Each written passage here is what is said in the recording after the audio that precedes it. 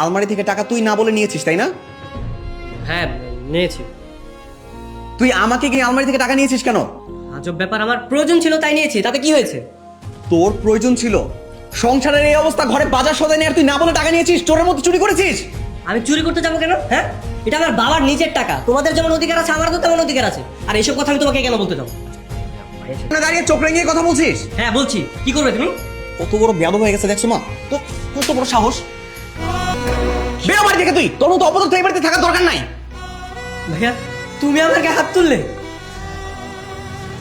ভাইয়া ভাইয়া ভাইয়া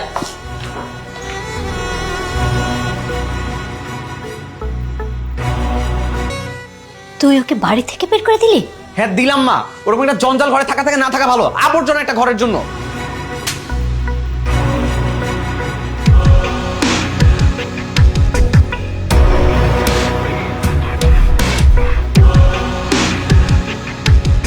ওকে তোর কাছে জঞ্জাল মনে হচ্ছে?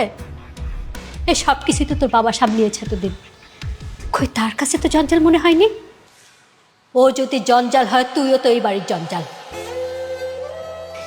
তোকে থাকার দরকার নেই এখানে, তুই এই বাড়ি থেকে বের হয়ে যা। মা মা মা মা প্লিজ শান্ত হও। ভাইয়া মাথা ঠান্ডা করো, আমার তো সময় আছে, তো আমি সব কিছু ম্যানেজ করে ফেলবো। তোমরা নিজেদের ভিতরে ঝগড়া করো না। না রে, ঠান্ডা হওয়ার মতো কিছু নাই। আমি জঞ্জাল না, আমি তো বেকার, এই পরিবারের জন্য কখনো কিছু করতেই পারি নাই। আমি এই বাড়িতে থেকে কি করব? যখন এই পরিবারের জন্য কিছু করতে পারবো তখনই নয় ফিরে আসবো। তুমি এগুলো কি করতেছো? সবাই তো চলে যাচ্ছে। যাক, সবাই চলে যাক, কারোর দরকার নাই। তোরা যদি মিলেমিশে নাই থাকতে পারিস, কি হবে একসাথে থেকে? তোদের বাবা তো মারা যায়, বেঁচে গেছে, সব জ্বালা আমার উপর দিয়ে গেছে। আর এত টেনশন করিস কেন? আমি আছি না, তুই চল আমার পাশে থাকবি। আচ্ছা ঠিক আছে, তার আগে চল ফোনটা কিনে নিয়ে আসি। আচ্ছা ঠিক আছে চল।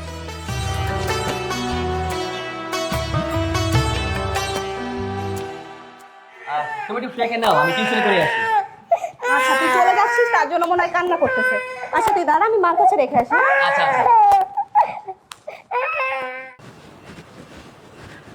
আচ্ছা রিন্টু শোন না, তুই যদি পারিস আসার সময় কিছু আপেল বা কিছু কমলা নিয়ে আসিস।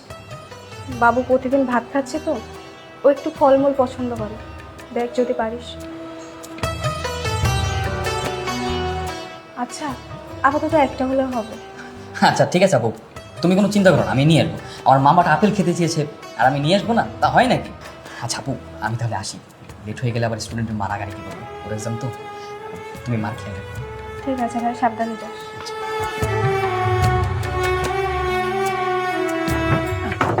চাচা, কালকে টাকাগুলো কারাতে দিছিলেন? তোমার বোনের হাতে দিয়েছিলাম।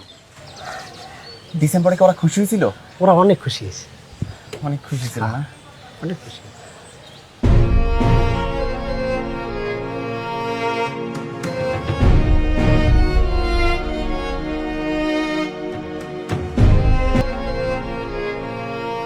কি রে তুই এখানে? জানো ভাইয়া, আমি না গতকালই ভেবেছিলাম এটা তোমারই কাজ, তুমি এই কাজটা করেছো, তুমি ছাড়া কেউ না। দেখেছো, আমার ধারণা শেষ পর্যন্ত সত্যি হলো।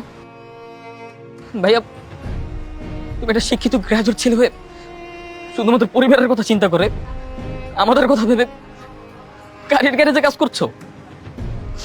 রিয়েলি প্রাউড অফ ইউ ভাইয়া। আজকে আমার বলতে গর্ব হচ্ছে যে my brother is a great guy.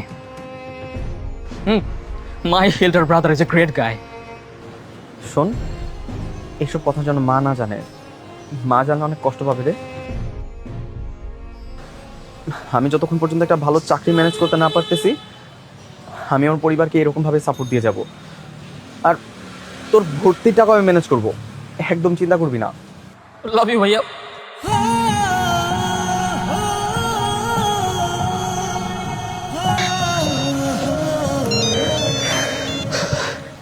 Hello. Hello Rintu, কোথায় তুই?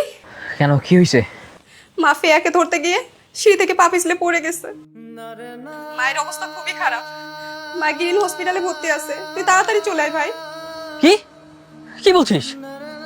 আচ্ছা ঠিক আছে, আমি তাড়াতাড়ি আসতেছি। ওকে। কি হয়েছে রে? ভাইয়া মা তো হাসপাতালে, সিঁড়ি থেকে পড়ে গেছে, জলদি যেতে হবে, চল। কি বলছিস? চল। ওনাদের আসতে আর কতটা সময় লাগবে? চলে আসবে। ডক্টর, আমার মায়ের কি অবস্থা? ওনার অবস্থা খুবই সিরিয়াস, মাথায় আঘাত পেয়েছেন, খুব দ্রুত অপারেশন করতে হবে।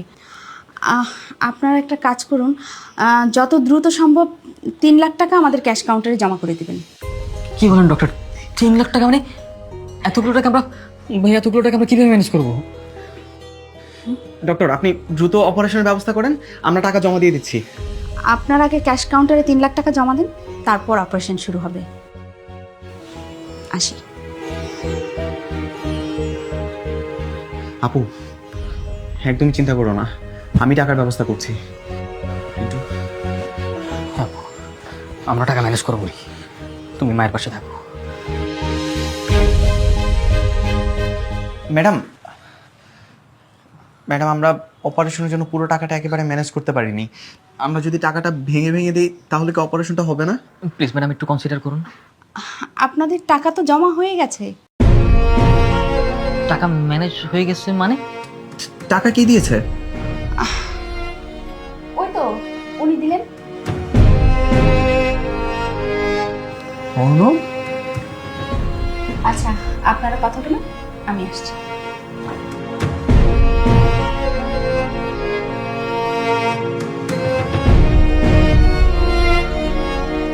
অর্ণব, তুই টাকা দিয়েছিস? হ্যাঁ, আমি টাকা দিয়েছি। তুই এতগুলো টাকা কোথায় পেলি?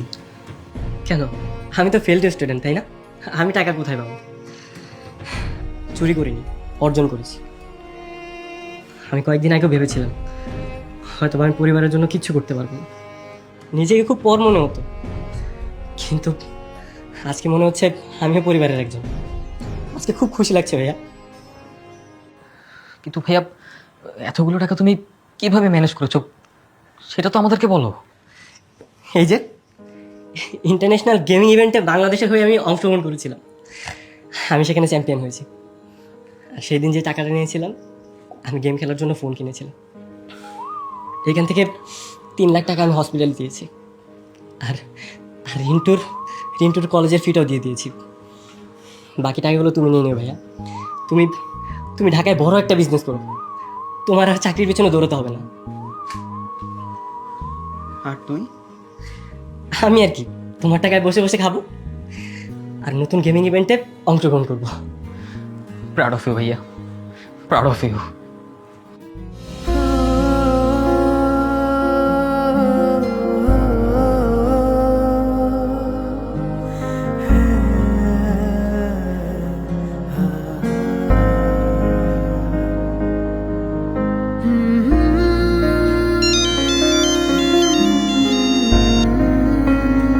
হ্যালো রেনু, বলো।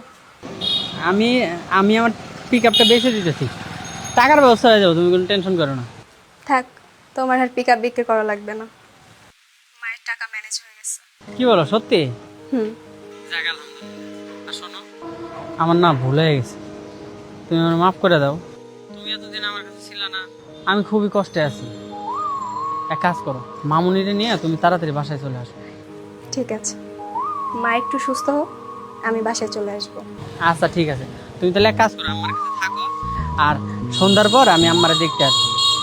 ঠিক আছে। এক অনন্য দৃষ্টান্ত।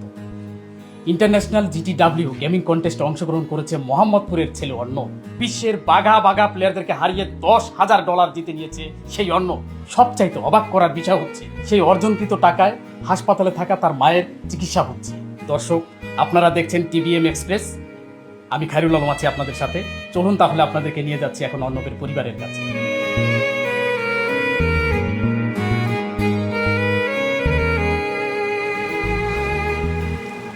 মা, এখন কেমন লাগছে তোমার? ভালো।